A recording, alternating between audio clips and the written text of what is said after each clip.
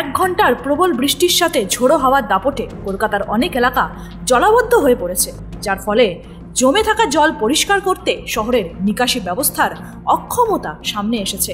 Kolkata police এবং KMC সূত্রে জানা গেছে, মিন্টো পার্কের কাছে এজেসি বোস রোড, বিবি গাঙ্গুলি স্ট্রিট, মধ্য ও উত্তর কলকাতা এলাকা এবং বন্দরের কিছু এলাকায় ভারী মাত্রায় জল জমে আছে। পুলিশ সূত্র দাবি করেছে যে জলাবদ্ধতার কারণে বেশ কয়েকটি জায়গায় যানবাহনগুলি একের পর এক বাম্পারে দাঁড়িয়ে পড়ে এবং রাস্তায় কর্তব্যরত ট্রাফিক পুলিশ কর্মীদের রাস্তায় যানবাহন নিয়ন্ত্রণে ব্যাপক বেগ পেতে হয়।